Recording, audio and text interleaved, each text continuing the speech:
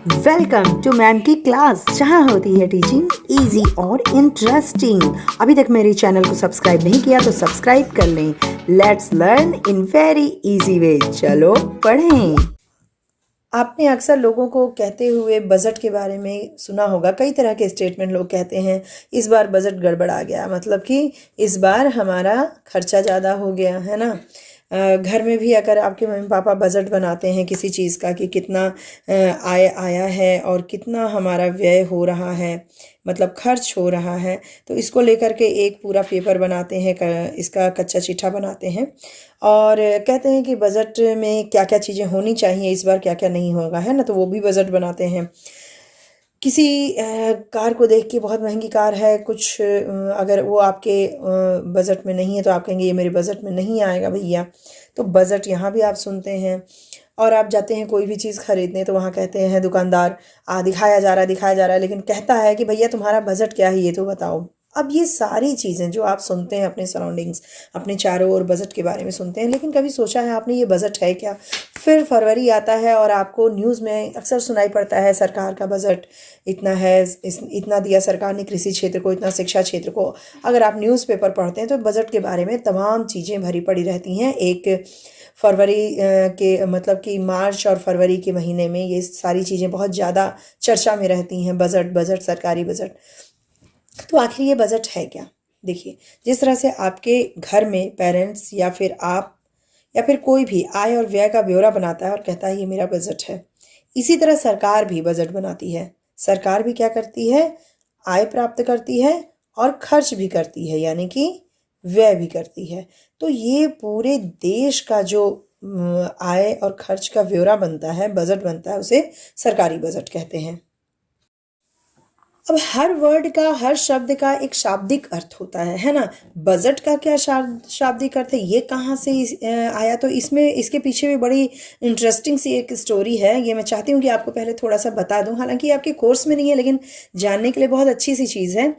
इस जो शब्द की है ना, बजट शब्द की उत्पत्ति फ्रांसीसी भाषा में एक शब्द है बोजेटी। ठीक है, बोजेटी का मतलब होता है चमड़े का थैला। इसका जो शाब्दिक अर्थ है, चमड़े का थैला। अब आप कहेंगे इस चमड़े के थैले से बजट से क्या संबंध हो गया हमारे, ये तो आय व्यय का ब्यौरा है। तो देखिए, सबसे पहले इस शब्द का प्रयोग जो है कब हुआ था? इंग्लैंड के जो वित्त मंत्री थे, सबसे पहले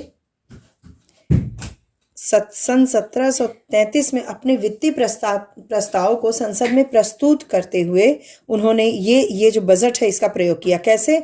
जब इनके बोलने की बारी आई, इंग्लैंड के वित्त मंत्री की सदन में बोलने की बारी आई, तो एक वो चमड़े का थैला लेकर के गए थे, उसी में उन्होंने अपने कागज रखे थे बोलने वाले। तो चमड़े के थैले को जब उन्होंने खोलने लगे वो, और अपना जो कागज है निकालने लगे, जो उनको भाषण बोलना था उसकी प्रति निकालने लगे, तो सब लोग मतलब जो सदस्य वहां थे, जो मेंबर थे, वो लोग हंसी हंसी में ही कह दिए कि अब बजट खुल गया। उन्होंने कहा अब बजट खुल गया। तो ये जो बजट है बॉजेटी, इसका ऐसे आप इसको बॉजेटी भी कर सकते हैं, इसको बजट भी कह सकते हैं। तो ये जो चमड़े का थैला है यहाँ से आया कि अब बजट खुल गया, और तभी से ये बस हंसी हंसी में कही गई बात कि बजट खुल गया, तभी से ये जो बजट, जब भी आय व्यय का ब्यौरा दिया जाता है सदन में, तो बजट का यूज़ किया जाता है। और अब ये आम भाषा बन चुकी है, आय व्यय का ब्यौरा यानी बजट। हालांकि बजट हम अपने व्यक्तिगत स्तर पे एक महीने का बनाएं, एक हफ्ते का बनाएं या फिर एक साल का बनाएं, तो वो हमारे ऊपर डिपेंड करता है। लेकिन सरकारी बजट की बात की जाए तो सरकारी बजट एक वित्तीय वर्ष, अब वित्तीय वर्ष क्या होता है? 1 अप्रैल से 31 मार्च। जैसे कि अगर 2020 है, 2020 1 अप्रैल से लेकर के 2021 31 मार्च, है ना, की अवधि के दौरान आय तथा व्यय के अनुमानों को दिखाने वाला एक वार्षिक विवरण है। ये 1 वर्ष का बनता है और एक वित्तीय वर्ष का बनता है, यानी 1 अप्रैल से 31 मार्च को वित्तीय वर्ष माना गया है। ठीक है, और भारत के संविधान अनुच्छेद 112 के अनुसार केंद्रीय सरकार पूरे देश के लिए बजट का निर्माण करती है। तो केंद्र सरकार बजट जो है, केंद्र सरकार बजट अनुच्छेद 112 के अंतर्गत बनता है और अनुच्छेद 202 के अनुसार राज्य सरकार का बजट बनता है। मतलब राज्य सरकार भी अपना एक बजट प्रस्तुत करती है, राज्य के लिए बजट बनाती है, इसे राज्य सरकार का बजट कहते हैं। ये अनुच्छेद 202 के हिसाब से के अंतर्गत बनता है और अनुच्छेद 112 में केंद्र सरकार का बजट इसके अनुसार से बनता है। सरकारी बजट को समझने से पहले ये दो तरह की वस्तुएं, सार्वजनिक वस्तु और निजी वस्तु को थोड़ा समझना होगा। सार्वजनिक वस्तु पब्लिक गुड्स ये होती हैं, वो वस्तुएं होती हैं, वो सेवाएं होती हैं जो सरकार उपलब्ध कराती है, और निजी वस्तुएं प्राइवेट गुड्स बाजार तंत्र के द्वारा उपलब्ध होता है, यानी कि बाजार में मांग और पूर्ति के द्वारा हम इसे खुद ही ले सकते हैं और हमारी जितनी डिमांड है हम जितनी पूर्ति कर सकते हैं उस हिसाब से ये हमें उपलब्ध होती हैं निजी वस्तुएं। जैसे कि एक अगर उदाहरण दें आपको कि नलकूप या नल जो होता है, आपके घर में पानी का बम्बा होगा वो आप इस्तेमाल कर रहे होंगे, लेकिन जो स्टेशन पे लगा होता है या फिर ऐसे सार्वजनिक जगहों पे लगा होता है उसे सब इस्तेमाल करते हैं। और भी चीज़ें होती हैं सरकार उपलब्ध कराती है, जैसे पुल है, पुल पे सभी लोग जा सकते हैं, सड़क है, राष्ट्रीय सुरक्षा है, और अगर हम घर में कोई अपना हाउस गार्ड लगाएं, होम गार्ड अगर लगाते हैं तो वो निजी वस्तुओं में आ जाएगा, निजी सेवा में आ जाएगा। कपड़ा है, खाद्य पदार्थ है, ये सारी चीज़ें प्राइवेट गुड्स में आएंगी। इसे हम बाजार से और बाजार तंत्र के द्वारा प्राप्त करते हैं, न कि सरकार प्राप्त कराती है। तो सरकारी जो सेवाएं होती हैं या वस्तुएं होती हैं उसको सरकार उपलब्ध कराती है और ये सबके लिए होता है ना। सरकारी वस्तुएं, सार्वजनिक वस्तुएं सभी के लिए एक समान रूप से होती हैं। सड़क पे कोई अमीर जा रहा है, कोई गरीब जा रहा है, जिसने टैक्स पे किया वो भी जा रहा है, नहीं किया तो भी जा रहा है। तो ये जो सड़क है वो सभी के लिए है। तो सार्वजनिक वस्तुएं सभी के लिए होती हैं, लेकिन निजी वस्तुएं जो इसको पे कर पाएगा, जो इसकी दाम दे पाएगा, उसकी होती हैं। ठीक, सरकारी बजट किसी उद्देश्य से बनाए जाते हैं। इन उद्देश्यों को हम 6 पॉइंट में डिस्क्राइब कर सकते हैं। पहला है संसाधनों का पुनः वितरण, यानी कि जो संसाधन उत्पादन के लिए प्रयोग किया जाता है उसका पुनः वितरण करना। जैसे कि आर्थिक सहायता द्वारा सरकार क्या करती है, निवेश को प्रोत्साहित करने के लिए उत्पादकों को आर्थिक सहायता देती है, कर रियायत दी जाती है। जैसे अगर कोई उत्पादन कर रहा है, उत्पादन में जो संसाधन है वो ये यूज़ करेगा, यहाँ पे क्या कर दिया जाता है, कर को कम कर दिया जाता है इनके, या फिर सब्सिडी दी जाती है, सहायता इसको कहते हैं, है ना। तो सहायता दी जाती है, तो इस तरह से इनके जो संसाधन है वो सस्ते पड़ जाते हैं, यानी कि इनकी पूरी जो लागत होती है वो कम हो जाती है। तो ये ज़्यादा से ज़्यादा उत्पादन करेंगे, संसाधनों का यूज़ करेंगे। ठीक, तो आर्थिक सहायता के द्वारा भी। दूसरा, अगर कोई वस्तु और सेवा के उत्पादन में निजी क्षेत्र नहीं आना चाहता है तो सीधे सीधे सरकार जो है इसका उत्पादन करती है। जैसे कि बहुत सारे चीज़ें हैं जिसमें सरकार अपने हाथ में ली हुई है, पेट्रोलियम वगैरह। तो इसका उत्पादन कई क्षेत्रों में वस्तु और सेवा का जो उत्पादन है, अगर निजी क्षेत्र, प्राइवेट सेक्टर रुचि नहीं ले रहा, इंटरेस्ट नहीं ले रहा है, तो सरकार सीधे ही इसका उत्पादन करती है। तो आर्थिक सहायता द्वारा भी ये संसाधनों का यूज़ करती है और सीधे उत्पादन द्वारा भी संसाधनों का यूज़ करती है। तो इसको संसाधनों का पुनः वितरण कहा जाता है। दूसरा पॉइंट है आय तथा संपत्ति की असमानताओं को कम करना। भाई बजट बनाया जा रहा है और यह देखा जाएगा कि पूरे देश में आय और संपत्ति की असमानता न रहे, यानी कि दो तरह असमानता कैसे होती है, एक होते हैं अमीर लोग, एक होते हैं गरीब लोग।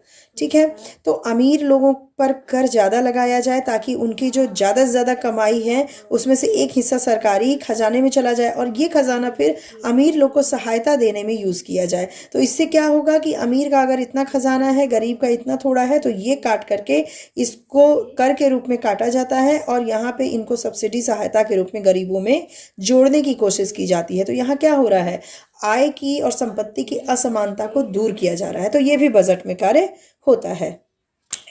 तीसरा पॉइंट है जीडीपी समृद्धि। जीडीपी यानी कि ग्रोस डोमेस्टिक प्रोडक्ट, यानी कि जो हमारा उत्पादन है उसमें समृद्धि। सरकार जो है बजट नीति में ये उद्देश्य रखती है कि जीडीपी में समृद्धि हो और इसको प्राप्त करने के लिए जैसे आधारिक संरचना, सार्वजनिक निवेश, ये सब में छूट के द्वारा और निजी निवेश को प्रोत्साहित करके जीडीपी में समृद्धि करती है। जीडीपी यानी कि उत्पादन जो होता है उसमें समृद्धि, आय में समृद्धि कैसे होगा, जब हमारी जो आधारिक संरचना में जैसे कि आपका पानी, बिजली, सड़क, ये सारी चीज़ें अच्छी होंगी, वहीं पे तो कोई इन्वेस्ट करेगा, वहीं तो कंपनी कोई लगाएगा, है ना।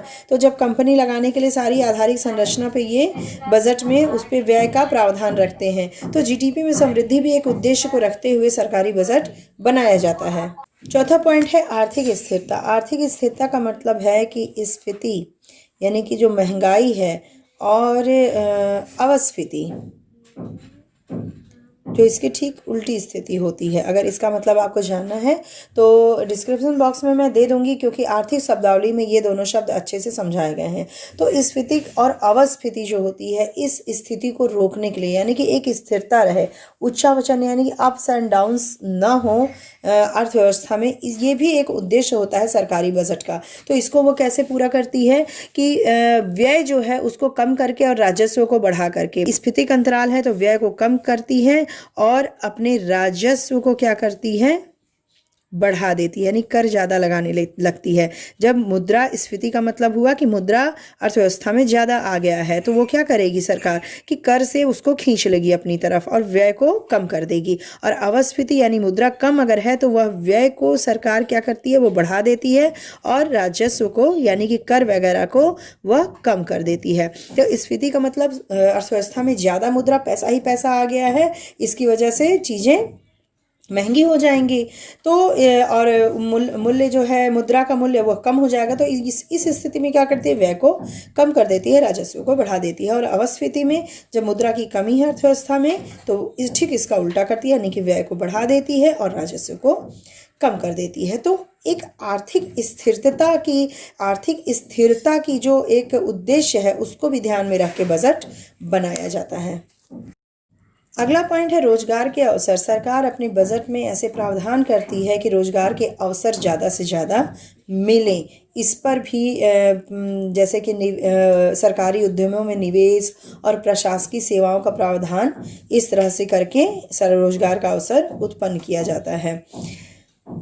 लास्ट है सार्वजनिक उद्यमों का प्रबंधन। भाई जो सार्वजनिक कंपनियां हैं, सार्वजनिक यानी कि सरकारी कंपनियां जो चल रही हैं, उनका मैनेजमेंट, उनका प्रबंधन को देखने के लिए वित्तीय सहायता प्रदान किया जाता है। तो इसको भी ध्यान में रख के बजट तैयार किया जाता है। तो इस तरह हम देख रहे हैं कि सरकारी बजट के जो उद्देश्य हैं, ये 6 उद्देश्यों में वो इंक्लूड हो सकते हैं और इन 6 उद्देश्यों को ध्यान में रखते हुए सरकारी बजट का निर्माण किया जाता है।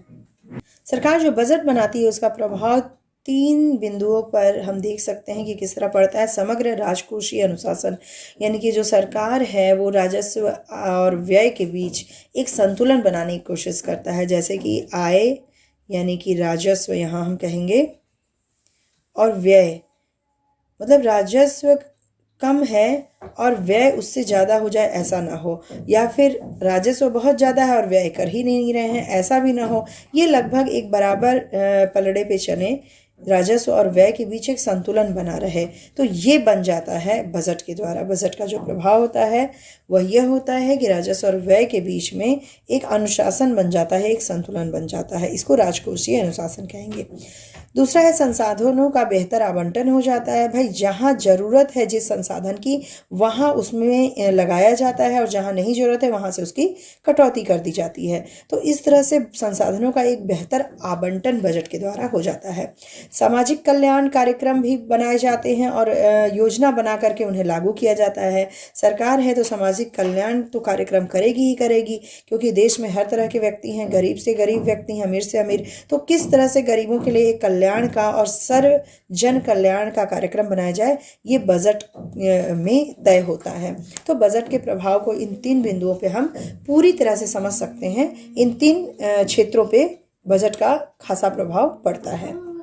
अब बात करते हैं कि बजट के प्रकार कितने होते हैं। ये 3 प्रकार के होते हैं: संतुलित बजट, अधिशेष बजट और घाटे का बजट। एक एक करके जानें कि ये बजट के 3 प्रकार कहते क्या हैं, इसमें होता क्या है। देखिए, संतुलित बजट, बैलेंस्ड बजट, जैसा कि नाम से स्पष्ट हो रहा होगा आपको कि सार्वजनिक व्यय और कुल राजस्व प्राप्तियां बराबर होती हैं। इसमें क्या होता है, व्यय बराबर प्राप्तियां होती हैं। जितनी प्राप्तियां हैं सरकार की कर वर से और भी अन्य फीस वगैरह से, तो जो कर से प्राप्तियां हैं, सरकार की जितनी भी प्राप्तियां हैं यानी कि आय है, और व्यय वो जितना व्यय कर रही है सरकार, ये इस बजट में बराबर होता है। अधिशेष बजट में कुल राजस्व प्राप्तियां प्रस्तावित सकल सार्वजनिक व्यय की तुलना में अधिक होती हैं। यानी यहाँ पे जो प्राप्तियां होती हैं वो ज़्यादा होती हैं व्यय की तुलना में। सार्वजनिक प्राप्तियां जो कि प्रस्तावित सकल सार्वजनिक व्यय है उसकी तुलना में अधिक होती हैं। ठीक, एक चीज़ और आप ध्यान में रखिएगा कि जो बजट है वह आगामी आने वाले साल के लिए बनाया जाता है। तो प्रस्तावित व्यय होते हैं, व्यय जो होते हैं ये प्रस्तावित, ये हो गए नहीं होते, ये अभी होने बाकी हैं। तो प्राप्तियां कितनी होंगी और व्यय कितना होगा। तो अगर प्राप्तियां ज़्यादा हो रही हैं व्यय कम, तो फिर अधिशेष बजट कहते हैं। अगला है घाटे का बजट यानी डेफिसिट बजट। इसमें क्या होता है कि किसी अवधि में अगर व्यय, ये जो खर्च है हमारा, वो संप्राप्ति रेवेन्यू से अधिक हो, यानी कि आय से अधिक हो, इसको आय या प्राप्तियां, इससे अगर ये अधिक हो तो ये घाटे का बजट कहलाता है। तो यहाँ पे हमने क्या देखा, बजट के प्रकार में संतुलित बजट, अधिशेष बजट और घाटे का बजट। तो ये जो अलग अलग बजट के प्रकार हैं ये सरकार अपनी एक योजना के तहत बनाती है कि इस बार अधिशेष बजट बनाना है या घाटे का बजट या संतुलित बजट रहने देना है। ठीक है, क्योंकि ये सारी चीज़ें प्रस्तावित होती हैं, आगामी वर्ष के लिए होती हैं। अब हम देखते हैं कि बजट के घटक यानी कि कंपोनेंट्स ऑफ बजट क्या होते हैं। बजट के घटक यानी कंपोनेंट्स ऑफ द बजट ये संरचना को व्यक्त करते हैं। इसका मतलब होता है कि सरकारी बजट की संरचना कैसी होती है, बजट की संरचना कैसी होती है। तो यहाँ पर एक फ्लो चार्ट के माध्यम से मैं आपको दिखा रही हूँ कि सरकारी बजट जो है वह दो भागों में मुख्य रूप से बांटा जाता है, राजस्व बजट और पूंजीगत बजट। राजस्व बजट का संबंध जो है राजस्व पहलू से होता है। राजस्व बजट राजस्व प्राप्ति और व्यय का लेखा जोखा होता है। राजस्व बजट की अगर बात करें तो वहाँ पे राजस्व प्राप्ति और व्यय कितना हुआ, प्राप्ति कितनी हुई, इसका पूरा लेखा जोखा होता है। अब राजस्व प्राप्ति क्या है, यहाँ पे दो शब्द हैं, राजस्व प्राप्ति और व्यय। तो पहले समझे राजस्व प्राप्ति क्या है। तो प्राप्ति वही होती है, प्राप्ति का मतलब जो प्राप्त किया सरकार ने, लेकिन इसको दो शर्तों के साथ लिया जाता है कि सरकार के लिए देयता उत्पन्न न करे, यानी सरकार को फिर उसके रिटर्न में देना, मतलब उसको फिर देना नहीं है, लाइबिलिटीज नहीं है, यहाँ देयता उत्पन्न न करे यानी लाइबिलिटी नहीं है सरकार। और दूसरा शर्त है सरकार की परिसंपत्तियों में कोई कमी ना हो। सरकार अगर कुछ प्राप्त कर रही है तो उसके बदले उसकी परिसंपत्ति में कोई कमी नहीं हो। ठीक है, तो ये दोनों शर्तें जब पूरा करता है कोई भी चीज तो वो राजस्व प्राप्ति, जैसे कर, सरकार जो कर लगाती है उससे लाइबिलिटी उत्पन्न नहीं होती सरकार को कि हमने इतना लिया किसी से तो उसके बदले कुछ और तुरंत दे हम उसे, मतलब उसे रिटर्न करना है जो कर लिया, ऐसा नहीं है, वो देयता उत्पन्न नहीं। तो कर जो सरकार लगाती है वो राजस्व प्राप्ति में आता है। ठीक है, तो राजस्व प्राप्तियां क्या है, वो सारी प्राप्तियां जो सरकार के लिए देयता उत्पन्न नहीं करती हैं, लायबिलिटी उत्पन्न नहीं करती और सरकार की परिसंपत्ति में कोई कमी नहीं करने देती, जैसे कि सरकार द्वारा लगाया गया कर। अब राजस्व प्राप्ति में कर राजस्व होता है और एक गैर कर राजस्व, यानी कि प्राप्तियों की बात अगर कर रहे हैं हम तो कर राजस्व और गैर कर राजस्व, यानी राजस्व कर के द्वारा जो आ रही है, जो प्राप्ति जो राजस्व आ रहा है कर के द्वारा, कर लगाने के द्वारा, और दूसरा प्रकार है गैर कर, यानी कर से अलग चीजें, जैसे ब्याज हुआ, शुल्क हुआ, जुर्माना, कई चीजें हैं जो कर से इतर है, यानी कि कर से अलग हैं। तो कर राजस्व और गैर कर राजस्व, इसे हम दो भागों में बांट सकते हैं। अब हम देखते हैं कि कर राजस्व में कितने टाइप के कर आते हैं और गैर कर राजस्व में क्या क्या मदें आती हैं, इसको डिटेल में जानना बहुत जरूरी है। तभी हम समझ सकेंगे कि राजस्व प्राप्तियां जो होती हैं, सरकार को जो प्राप्तियां होती हैं वो इन दोनों से किस प्रकार होती हैं और इन दोनों में कौन कौन सी मदें होती हैं।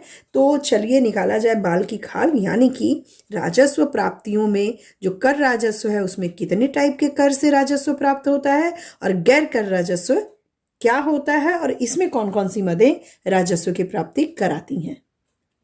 प्रत्यक्ष कर जो होता है, प्रत्यक्ष जैसा नाम से विदित हो रहा होगा, आपको समझ में आ रहा होगा कि व्यक्ति और कंपनी की संपत्ति व आय पर सीधे लगता है। सरकार सीधे सीधे, जैसे कि ये गवर्नमेंट आपकी है और यहाँ पे व्यक्ति है, तो इस व्यक्ति की आय, ये व्यक्ति जो इनकम अर्न कर रहा है उस इनकम पे ये टैक्स सीधे सीधे लगा देती है। इनकम टैक्स जैसे आयकर, ठीक है, और संपत्ति जैसे कंपनी की संपत्ति है, लोगों की संपत्ति है, इस पे सीधे लगने वाला कर। तो गवर्नमेंट ने इस मिस्टर ए पे लगाया अगर टैक्स, तो इसको अदा भी मिस्टर ए ही करेंगे और डायरेक्ट करेंगे। यानी कि मिस्टर ए जो है वो मिस्टर बी या किसी अन्य पे इसको नहीं टाल सकते, यानी इसे टाला नहीं जा सकता किसी और पर।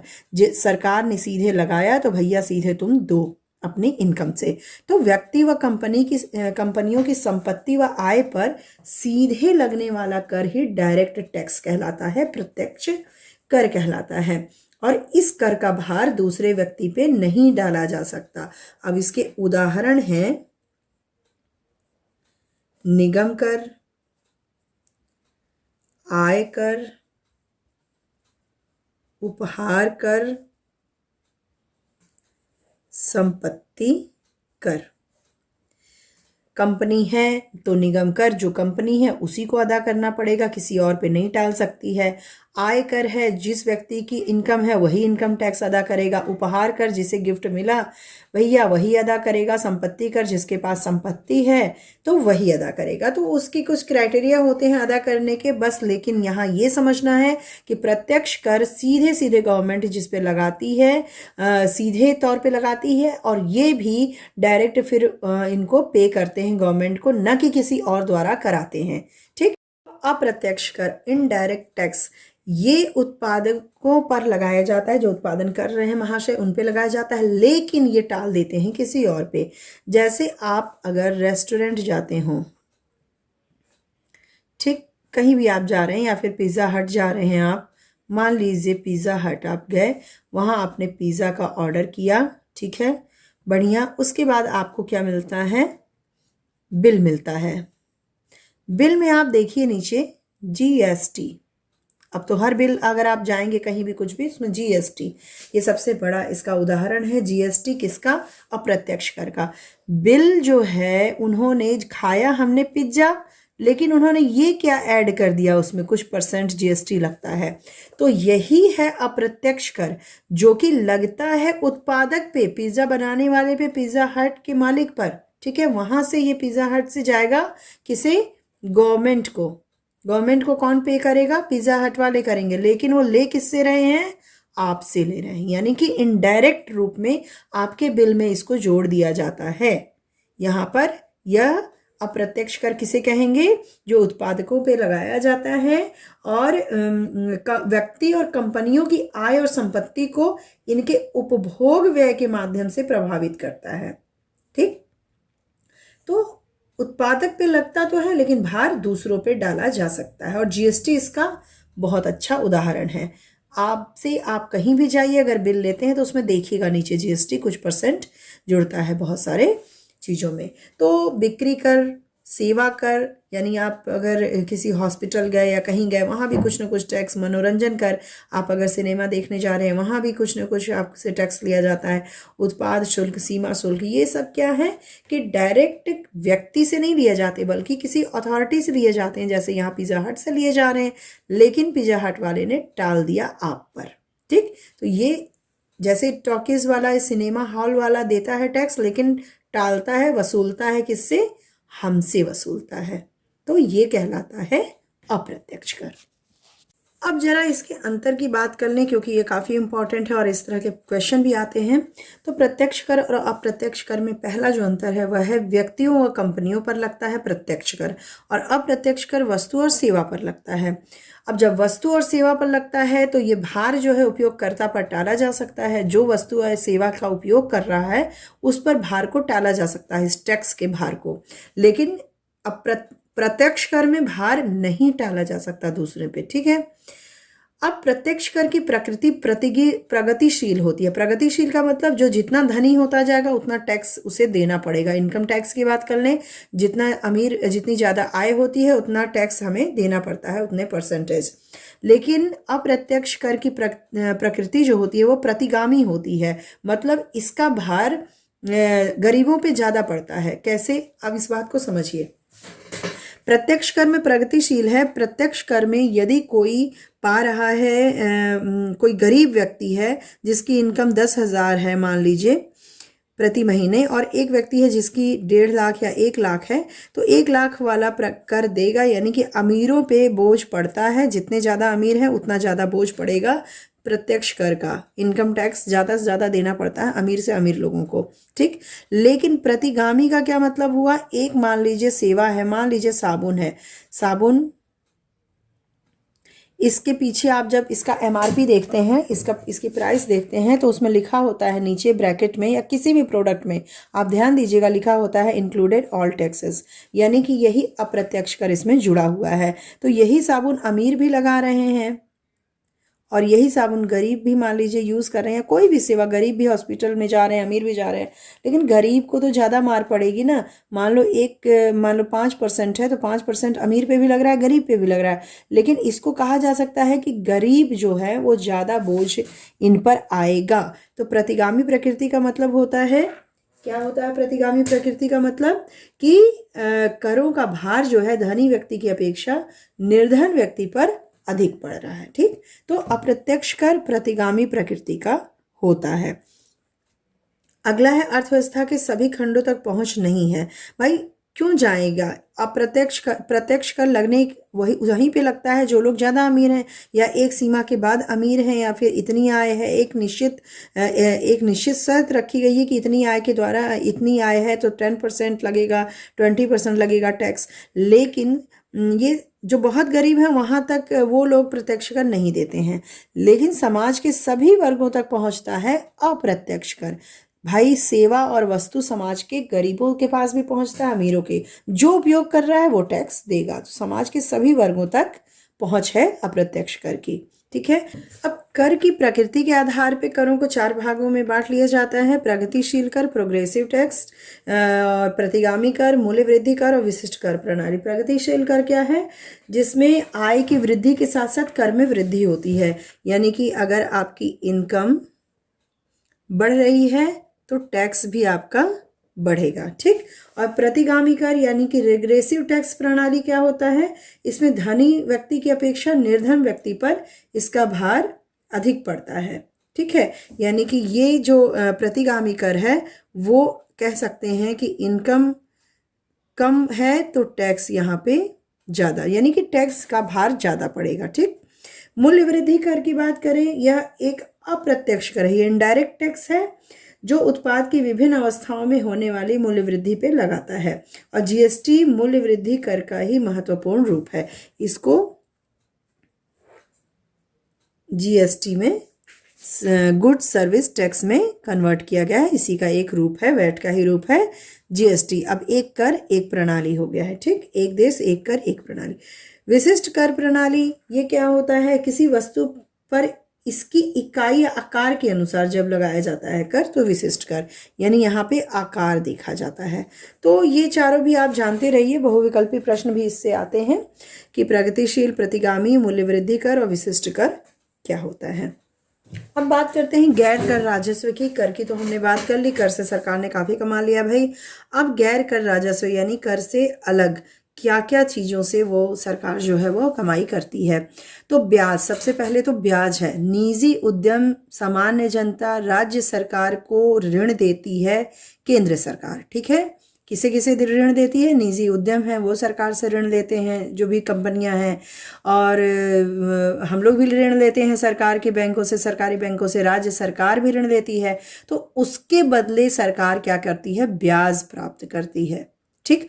और ब्याज जो है वो सबसे महत्वपूर्ण मद है गैर कर राजस्व का, ठीक है। ये कर नहीं है लेकिन राज्य से काफ़ी कमाई करती है सरकार। कैसे कैसे ब्याज आता है? हमसे यानी सामान्य जनता से, निजी उद्यम, निजी कंपनियों से और राज्य सरकार से, ठीक। शुल्क, शुल्क क्या है? शुल्क सरकार द्वारा व्यक्ति को प्रदान की जाने वाली सेवाओं के लिए एक भुगतान है। जैसे मान लीजिए आप पढ़ रहे हैं सरकारी स्कूल या कॉलेज में, वहाँ आपको क्या पड़ता है? फीस, शुल्क। हालांकि कम होता है लेकिन होता है ना, तो वो फीस या शुल्क जो है, जो सरकारी सेवाओं के बदले हम देते हैं, उससे वो करती है। जुर्माना, जुर्माना तमाम तरह के जुर्माना लगता है, जैसे कानून तोड़ने वालों पे लगाया जाता है, ठीक है। तो कानून तोड़ने के लिए आप देखते होंगे कैदी को इतने साल की कैद और 5 लाख का जुर्माना, 1 लाख का जुर्माना, तो जुर्माना से भी सरकार के कोष में जाता है। एस्चिट, एस्चिट क्या होता है? एस्चिट, मान लीजिए कोई व्यक्ति है, वो अपना वसीयत नहीं बनाया और मर गया, ठीक, वसीयत भी नहीं है, मर गया, यानी कि ये जो उसकी संपत्ति होगी वो क्या कहलाएगी? जी हाँ, लावारिस। तो अब इस लावारिस पे दावा कौन करता है? गवर्नमेंट। तो एस्चिट उसे कहते हैं, ठीक। यानी एस्चिट का अभिप्राय सरकार के उस दावे से है जो उस व्यक्ति की संपत्ति पर लगाया जाता है जो किसी कानूनी उत्तराधिकारी या वसीयत को छोड़े बिना मर जाता है। सीधे आम भाषा में आप कह सकते हैं लावारिस संपत्ति पे जो दावा करती है गवर्नमेंट, उसे एस्चिट कहते हैं, ठीक। उपहार या अनुदान, विदेशी सरकार और अंतर्राष्ट्रीय संगठन से सरकार को उपहार अनुदान मिलता है। कभी कभी कोई बड़ी कंपनी है, वो भी सरकार को स्वैच्छिक रूप से मुद्रा उपहार में देती है। बहुत बड़ी कंपनी, मान लीजिए कि जैसे रिलायंस है, सरकार को खूब दे रही है, और भी कंपनियां हैं। तो ये उपहार और अनुदान भी कहाँ जाता है? कोष में जाता है, सरकारी कोष में जाता है। जब्ती, अगर कोई क्रिमिनल है, उसके पूरे घर को ढहा दिया जाता है, वहाँ जब्त कर लिया जाता है, कुर्की जिसे कहते हैं, है ना। तो इस तरह से इलीगल जो दंड के रूप में जब्ती की जाती है, तो ये भी कोष में जाता है। सरकारी उद्यमों से आए, भाई सरकार के भी अपनी कंपनियां हैं, वो भी उस पर सरकार का मालिकाना हक होता है उस पे, कारखानों पे। तो जैसे भारतीय रेलवे है, इंडियन ऑयल है, भिलाई इस्पात कारखाना, तो इनसे जो लाभ होता है वो सरकार की आय का स्रोत है। तो हमने क्या देखा कि 7 बिंदुओं में गैर कर राजस्व सरकार को प्राप्त होता है। अब बात करते हैं राजस्व व्यय की। राजस्व आय की अभी हमने बात की, अब राजस्व व्यय क्या है? तो व्यय, जिस तरह से आय की कुछ शर्तें थी, 2 शर्तें, उसी तरह राजस्व व्यय की भी बात है कि ये 2 शर्तों के साथ जब कोई व्यय होता है तो वह राजस्व व्यय कहलाएगा। ये 2 शर्तें क्या हैं? कि व्यय जो है सरकार के लिए कोई संपत्ति उत्पन्न न करे, है ना, कि सरकार ने व्यय किया, उसके बदले उन्हें कुछ मिल रहा है, तो वो व्यय, राजस्व व्यय कहलाएगा। जैसे कि वेतन हुआ, सरकार वेतन देती है, छात्रवृत्ति स्कॉलरशिप देती है, वृद्धावस्था पेंशन देती है, तो ये सारे जो व्यय हैं, इसके बदले सरकार को कुछ संपत्ति नहीं मिलती है ना, तो ये राजस्व व्यय कहलाएंगे। दूसरी शर्त है व्यय देयता को कम ना करे। ऐसा नहीं कि सरकार, अगर मान लीजिए कोई प्राकृतिक आपदा आई है, अभी कोरोना चल रहा है, और सरकार ने राज्य सरकार को कुछ दिया, मान लीजिए व्यय किया, तो अब उसके देयता को कम हो गया, यानी कि अब दे तो दिया, अब नहीं देंगे, नहीं, ये अलग होता है, ठीक। यानी कि राजस्व व्यय जो होता है लायबिलिटी को कम नहीं करता है। तो अनुदान, सरकार अनुदान वगैरह देती है, ये सब भी व्यय होगा, और व्यय देयता को कम नहीं करे, ठीक है। तो राजस्व व्यय ये 2 शर्तों के साथ होता है। अब सरकारी विभाग के सामान्य कार्यों के लिए, विविध सेवाओं के लिए, ब्याज अदायगी के लिए, जिस तरह से सरकार से कोई ब्याज लेता है, सरकार ब्याज सरकार से कोई ऋण लेता है और ब्याज वसूलती है सरकार, इसी तरह से सरकार भी बैंकों से और केंद्रीय बैंक से ऋण लेती है और उसके बदले ब्याज देती है। बड़ी बड़ी कंपनियों से ऋण लेती है सरकार ज़रूरत पड़ने पे। तो ये जो राजस्व व्यय है, संपत्ति उत्पन्न ये नहीं करता, ये व्यय, ठीक, और न देनदारी कम करता है, देयता यानी देनदारी को भी कम नहीं करता है।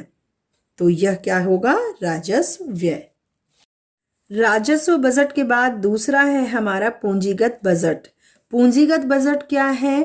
यह पूंजीगत पहलू के साथ होता है, यानी कैपिटल, ठीक है। सरकार की उन संपत्तियों और लायबिलिटीज का लेखा जोखा होता है जो पूंजी में बदलाव से प्रभावित होते हैं, पूंजी में बदलाव से जो प्रभावित होते हैं, और सरकार की पूंजीगत प्राप्तियों और पूंजीगत व्यय का लेखा जोखा होता है। और पूंजीगत हमने लगाया तो इसमें यह होगा कि ये पूंजी के बदलाव, पूंजी में अगर बदलाव हो रहा है, अर्थव्यवस्था में पूंजी में बदलाव हो रहा है, तो इससे यह प्रभावित होता है, ठीक। तो इसमें पूंजीगत प्राप्तियां और पूंजीगत व्यय, जैसे हमारा राजस्व था, राजस्व प्राप्तियां राजस्व व्यय, वैसे ही पूंजीगत प्राप्तियां और पूंजीगत व्यय है। अब एक प्राप्ति पूंजीगत प्राप्ति कब होती है? प्राप्ति किया पूंजीगत सरकार ने, लेकिन ये पूंजीगत प्राप्ति कब कहलाएगी? जब पहला शर्त है कि देयता उत्पन्न हो और दूसरा है सरकारी संपत्ति में कमी आए।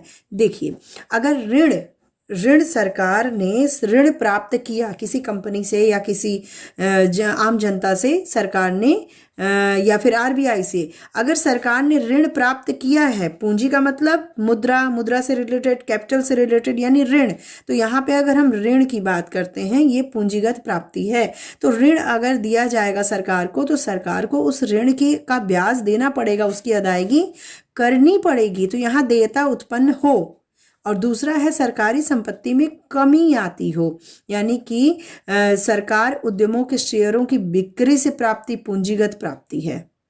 शेयर से की बिक्री अगर कर रहे हैं, मान लीजिए प्राप्ति कर रहे हैं, मान लो शेयर है या बॉन्ड है या शेयर है सरकारी, तो सरकार ने इसे बेच दिया, जब बेचा तो उसके बदले उन्हें क्या मिला?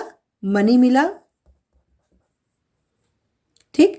और लेकिन ये जो शेयर है मान लो कि 10% है, ये तो कम हो गया इनका, यानी कि सरकारी संपत्ति में कमी आती है। अगर ये प्राप्त करना चाहते हैं, पूंजी प्राप्त करना चाहते हैं, सरकार प्राप्त करना चाहती है, तो उसकी संपत्ति में कमी आएगी। भाई अपना एक शेयर बेचो तो उसके बदले मुद्रा लो, मनी लो, पूंजी लो, या फिर देयता उत्पन्न, किसी से अगर लोन ले रहे हो तो उसके बदले ब्याज दो, यानी देयता भी उत्पन्न होती है और सरकारी संपत्ति में कमी भी आए। तो ये क्या है? पूंजीगत प्राप्तियां हैं। अब पूंजीगत प्राप्तियों की स्रोत की बात की जाए, यानी कहां कहां से मिल सकता है, तो पहला तो है उधार। सरकार अपने व्यय को पूरा करने के लिए कहां से लेती है? आरबीआई से, अंतर्राष्ट्रीय संस्थानों से, यानी कि विदेशी संस्थान है ना, अंतर्राष्ट्रीय संस्थान, विदेशी सरकार से उधार लेती है, ठीक। तो ये पूंजीगत प्राप्ति है, क्योंकि सरकार फिर उसके बदले में ब्याज देगी, उधार ले रही है, तो ये पूंजीगत प्राप्ति है। फिर है दूसरा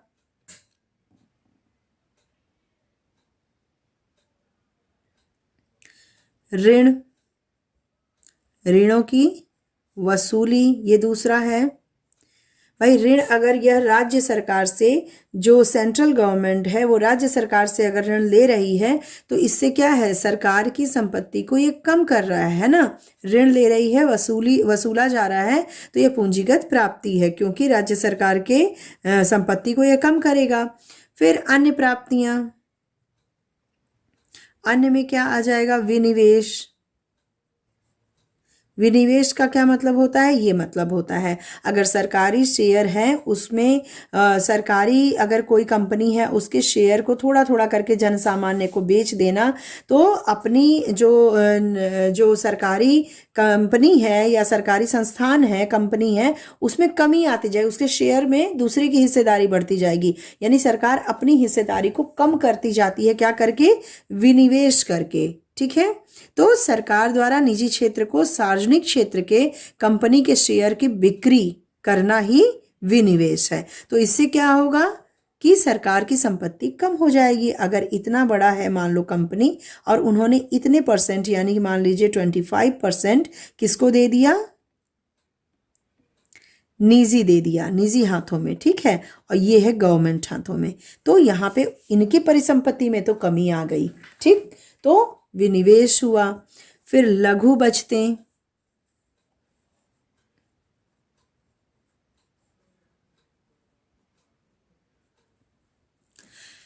लघु बचतों का मतलब है राष्ट्रीय बचत पत्र, किसान विकास पत्र, डाकघर बचत, इन सब रूपों में क्या करते हैं? जनता को एक प्रपत्र दे देते हैं और उसके बदले ये पूंजी प्राप्त करते हैं, मनी प्राप्त करते हैं, मुद्रा प्राप्त करते हैं। तो ये पूंजीगत प्राप्तियां हैं। क्यों?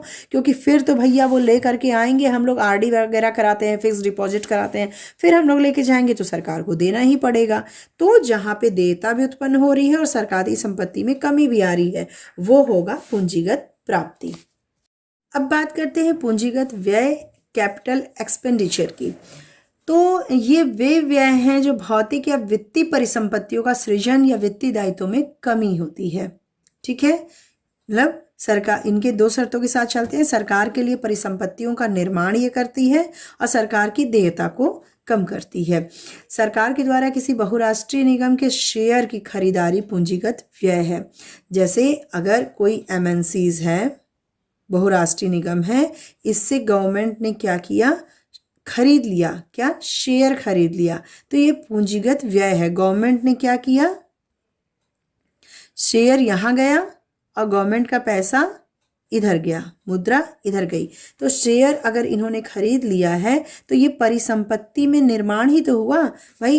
एमएनसी का अगर शेयर खरीद लिया गवर्नमेंट ने तो उसकी एक छोटा सा हिस्सा खरीद लिया, तो गवर्नमेंट की संपत्ति में यहाँ वृद्धि हो गई। ठीक है, तो ये क्या कहलाएगा, पूंजीगत व्यय। सरकार ने व्यय किया है लेकिन उसके बदले अपनी संपत्ति को बढ़ाया है। ठीक, और दूसरी ओर है सरकार की देयता को कम करे। अगर सरकार द्वारा ऋण की वापसी होती है तो देयता कम होती है। सरकार खर्च कर रही है, खर्च नहीं कर रही है, सरकार ऋण दे रही है, ऋण के बदले ब्याज दे रही है और ऋण को पूरी अदा कर रही है। अगर ऋण की अदायगी हो रही है सरकार के द्वारा तो ये पूंजीगत व्यय है, क्योंकि ये देयता, इसकी लायबिलिटी खत्म हो जा रही है कि भैया अब हो गया, अब खत्म, अब मुझे आपको कुछ नहीं देना है। अब इसको भी हम योजनागत व्यय और गैर योजनागत व्यय में बांट सकते हैं। आपको ये क्लियर हो रहा होगा। योजनागत व्यय का मतलब है कि केंद्र सरकार जो है वो योजना राज्य संघ शासित प्रदेश की योजना जो है और केंद्रीय सहायता से है। यानी कि ये जो सारी योजनाएं बनती हैं, राज्य के लिए बने, संघ शासित प्रदेश के लिए बने या केंद्र के लिए बने, तो इसमें जो एक्सपेंडिचर होगा वो योजनागत व्यय है। अब गैर योजनागत व्यय क्या है, गैर योजनागत व्यय जो है वो ज़्यादा इम्पॉर्टेंट है। अब इसमें सरकार जो है वो प्रदत्त सामान्य आर्थिक सामाजिक सेवा पर व्यय करती है, जैसे ब्याज अदायगी, प्रतिरक्षा सेवा, उपदान, वेतन, पेंशन, ये सब चीज़ें इसमें आ जाती हैं। तो योजनागत व्यय तो प्लान्ड होता है, यानी कि इन्होंने प्लान किया और उसके हिसाब से विकास कार्यों में खर्च किया। लेकिन गैर योजनागत व्यय जो है था विकास कार्यों में तो नहीं, लेकिन कल्याण आप कह सकते हैं कि इसमें इसका खर्च होता है। लगी ये ज़रूर बताइएगा। बजट घाटा यानी इसके आगे का जो है वो पार्ट 2 में करते हैं।